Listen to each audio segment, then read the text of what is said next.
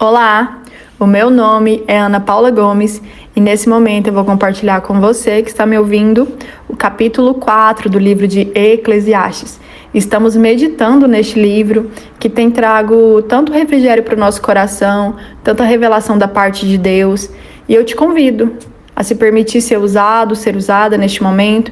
Se você sentir no seu coração de enviar esse áudio para alguém, compartilha, seja agente de transformação, seja canal de bênção, deixa o Espírito Santo falar através de você, que nós possamos, de fato, nos permitir sermos transformados por aquele que é tão pontual em nossas vidas e aquele que tem tanta compaixão de nós e que nos leva a sermos constrangidos através do seu cuidado e através do seu amor, que excede o nosso entendimento humano. Amém?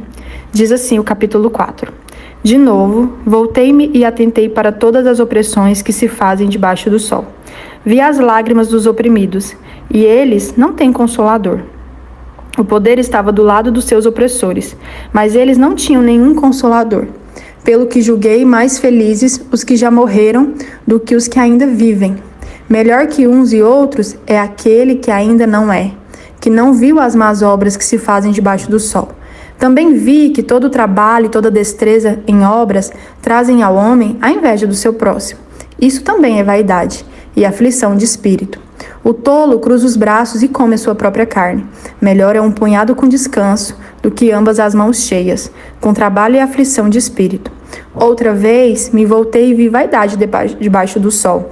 Há um que é só, não tendo parente, não tem filho nem irmão. Contudo, de todo o seu trabalho não há fim. Nem os seus olhos se fartam de riquezas. Ele pergunta: para quem trabalho eu, privando a minha alma do bem? Isso também é vaidade e enfadonha ocupação. Melhor é serem dois do que um, porque tem melhor paga do seu trabalho. Se um cair, o outro levanta o seu companheiro. Mas ai do que estiver só, pois caindo não haverá quem o levante.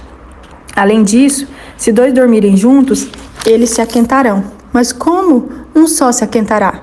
Se alguém quiser prevalecer contra um, os dois lhe resistirão. O cordão de 3 dobras não se rompe tão depressa. Melhor é o jovem pobre e sábio do que o rei velho e insensato, que já não se deixa de molestar. O jovem pode ter saído do cárcere para reinar, ou pode ter nascido pobre no seu reino. Vi que todos os que viviam e andavam debaixo do sol seguiam o jovem, o sucessor do rei. Todo o povo que ele dominava era sem conta, mas os que lhe sucederam não se agradaram do sucessor. Isso também é vaidade e aflição de espírito. Amém? Esse capítulo, ele nos revela de uma forma muito profunda e honesta algumas dores do ser humano. Aqui o autor observa as injustiças do mundo, a opressão, o sofrimento de repente de pessoas que não têm ninguém para consolá-los.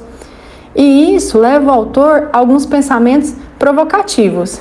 Ele chega a dizer que os mortos estão melhor do que os vivos e que melhor ainda é quem nem chegou a existir para ver tanta dor. De repente, você ouve isso e para pensar que é uma fala dura. Mas será que no fundo ela não traz algumas verdades? Quem nunca se sentiu esmagado pelo peso do que acontece ao seu derredor? E quando nós olhamos muito para as circunstâncias, nós acabamos ficando um pouco oprimidos. Então, após o autor fazer esse desabafo, ele também traz uma outra provocação: o trabalho movido pela inveja. Ele nota que muitas pessoas vivem correndo, se desgastando, tentando provar algo apenas porque viram o sucesso do outro. Isso também é vaidade. Um vento que de repente tenta se agarrar e quando a gente menos imagina está escapando pelos nossos dedos. E eu te pergunto, por que nós fazemos o que fazemos? De onde vem a nossa ambição, a nossa legitimidade, a nossa necessidade de nos compararmos? E continuando aqui com as provocações do autor, ele também traz uma observação sobre a solidão, inclusive. Ele diz que aquele que trabalha sem parar, acumulando, mas sem ninguém com quem dividir a vida e que não para compartilhar a alegria, nem para justificar o esforço, essa pessoa, ela acaba vivendo de uma forma muito solitária. E aí, quase no final do texto, ele diz: melhor é serem dois do que um, que traz a ideia de uma companhia, de um apoio mútuo, uma presença verdadeira de pessoas valiosas, pessoas que realmente nos fortalecem. Então nós precisamos nos questionar: quem são essas pessoas que nós temos caminhado juntos?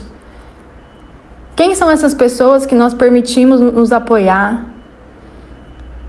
Nós temos uma mão estendida para alguém? O ser humano, ele é frágil. E ele termina dizendo que um jovem pobre e sábio pode superar um rei antigo que já não aceitou conselhos.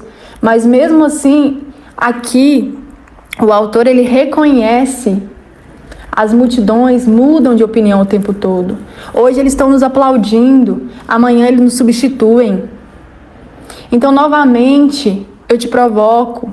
Se você acompanha os meus áudios, você sabe que eu gosto de trazer muitas perguntas, porque eu acho que a transformação parte do princípio de questionarmos. Se a aprovação das pessoas é tão instável, por que nós nos apegamos tanto a elas? Como que nós lidamos com as injustiças que nós vemos? Os nossos corações, eles estão anestesiados ou nós nos permitimos nos sermos movidos pela compaixão? O que motiva os nossos esforços? Qual é o nosso propósito? Nós estamos apenas competindo? Será que nós estamos cultivando relacionamentos que sustentam, que nos levantam, que levantam outros? Ou nós estamos somente acumulando conquistas? Qual é a corrida que eu e você estamos correndo e por quê?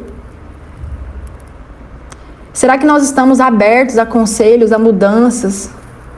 A sabedoria genuína, ela pode vir de nós? Nós estamos construindo algo que permanece, mesmo quando os aplausos cessam? Aqui, nós temos a oportunidade de olhar para a sinceridade, olhar com sinceridade, na verdade, né? O mais profundo do nosso íntimo. A palavra de Deus diz que o Senhor quer apenas o nosso coração. Então, quando nós reconhecemos as nossas vulnerabilidades e permitimos que o Espírito Santo, ele ministre aos nossos corações naquilo que às vezes dói, algo sobrenatural acontece. Que eu e você possamos deixar de nos iludir e que nós possamos nos lembrar que não fomos feitos para caminharmos sozinhos e nem somente para vivermos motivados por aquilo que se dispersa com o vento. Que eu e você possamos nos deixar sermos aprovados. Para que nós possamos ser aprovados, nós seremos provados. Que o Senhor ministre ao meu coração e ao seu. Amém?